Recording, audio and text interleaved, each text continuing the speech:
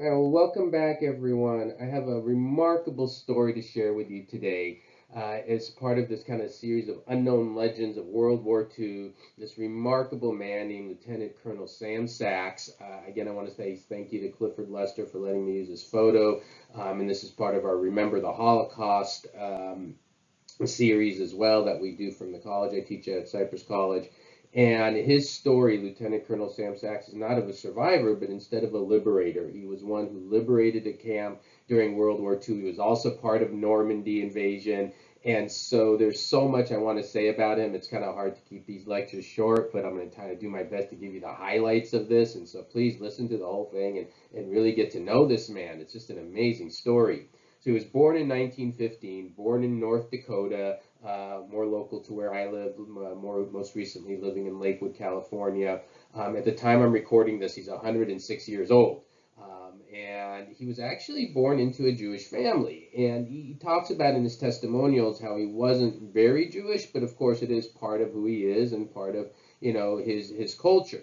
And so I think the first thing I want to start with is what were his experiences liberating the camp, because it's really profound to hear it and hear his testimonials from what he saw firsthand, as a young man going through the camps. And, as he goes through these camps, this is an image of just some of the concentration camps and death camps that we saw around Europe, where millions of people were rounded up and, tortured and murdered and experimented on like animals. And one of the most profound things I heard him say is, as I put this quote up here of his, he said, we had to have the knowledge of what was going on, but very little was published, he said. So he went in the camps. He saw what was happening. He saw the pile of bones. He describes piles of bones 8 feet tall. He describes the stench of human flesh. I think one of the most interesting things he described that kind of stuck with me is he said when he saw teenage boys that he liberated in the camp, one of the camps he was at, he said they look like frail 90-year-old men. And to hear this from somebody who went through it is so important that he saw this firsthand. He was a witness to all of this. Another interesting idea that he talked about in his testimonial is how he viewed the German people during this. And he said something really interesting, which is oftentimes debated in history, is did the German people support Hitler? And he talked about how he felt the majority of German people did support Hitler, that it wasn't just they were scared, but they actually supported, they were okay with doing that. And this really kind of gets into this whole idea of human nature and why people do this. And I kind of cover this in another one of my lectures about why the Holocaust happened. But this is just a very profound idea he had. So that's just one powerful story of Sam, is just his liberation of this camp and getting people out of this horrific conditions. But beyond that, he was also involved in the D-Day invasion.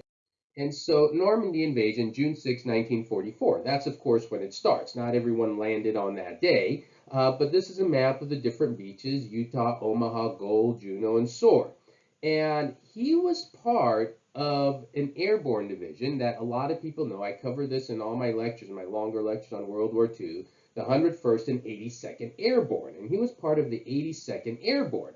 Now, normally when people think of the 82nd Airborne that know anything, they think paratroopers. And that's true. You had paratroopers jumping into deeper into these drop zones you could see here, and they would get on planes, they would get out of planes, they drop in there, and these paratroopers were vital for the D-Day invasion. He wasn't a paratrooper. Let me show you guys what he did. He was part of the 325th Glider Infantry. Not something as well known. These things were actually called flying coffins. And what he describes is how they work and how they function. And he talks about how basically, and you can kind of see it here in this image I was able to grab, is this nylon rope. It's basically like on a nylon rope about 2 inches in diameter, 75 feet long, and there was no communication between the pilots, so it's being pulled by a plane. There's no motor on these things. And these gliders were then released, and the job of the gliders was then to kind of get into Normandy and to land supplies and people and resources and whatever they needed in order to, reinforce the landings that were taking on the beaches. So, it's pretty dramatic to kind of hear his stories, and he talks about how he landed, and he was in one of these, and he landed, and he looked at his glider, and he saw one bullet hole, and he was just like, miracle of miracles, he said, that he survived. So it's pretty important and impressive to hear him kind of talk about all of this. So that's part of what he did. That's I think, one of the most amazing stories of his. He was part of the Utah Beach area where he landed, and he describes, looking at the landing. He talks about what he saw from 700 feet. He calls it the greatest gathering of might since the beginning of time. And I'm going to show you a picture in a second of what he's talking about, of all the boats and ships. But he also talked about, as these men were landing on the coast, right? He's coming in through a glider. The other men are landing on the coast. And if you've ever seen Saving Private Ryan, that's a great movie, of course, that shows what that landing was like on these beaches, whether it was Utah or Omaha. Omaha was actually a much harder beach for American forces than Utah to land on.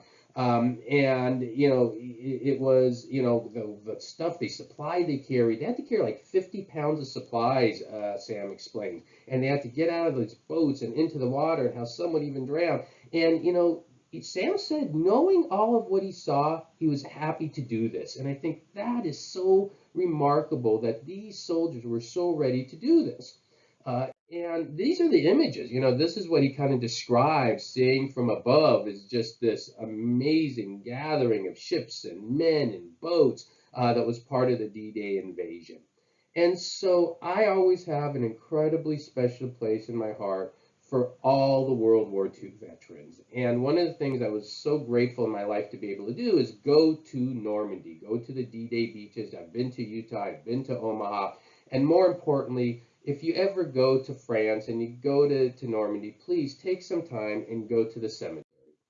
And this is, of course, the cemetery at Normandy. And, I picked this particular image. This is actually one I happened to take when I was there. And I have one that I specifically took with a Star of David, and I thought it would be perfect to honor Sam, who of course is still very much alive when I'm recording this, but it shows that there were Jewish people who were risking their lives, this is all American Jews as well, who were part of the invasion. And a personal note, when I was there, I remember I was there with my aunt, and we were walking around the cemetery, and this is after being at D-Day and after seeing the beaches. And when I first went to D-Day, it was kind of, I tell my students all the time, it was an event I went to as part of like historical. Initially, I'm going to see and get some historical information to share with my lectures, and it honestly ended up feeling like a pilgrimage. And I'm never going to forget walking through the cemetery and my aunt just quietly whispering in my ear, "David, they did it for us."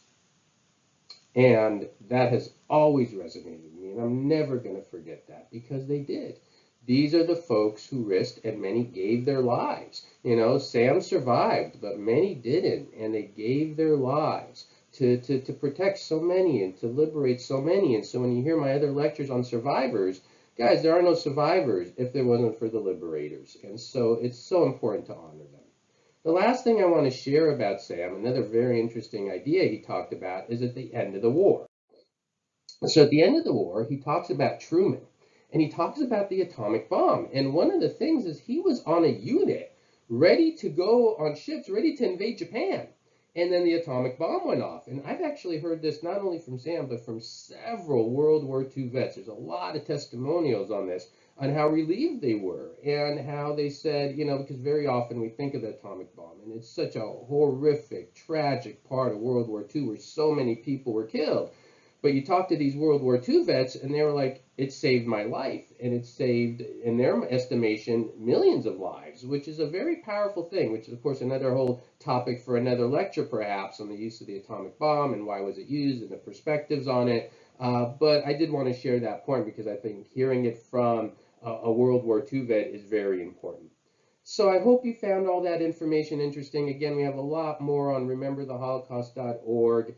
And please keep watching these lectures and sharing them, and there's so much to learn. And so I really appreciate everyone who's watched all these and learning from all this. And if you have questions, please let me know. All right, guys, thank you very much. Have a wonderful day.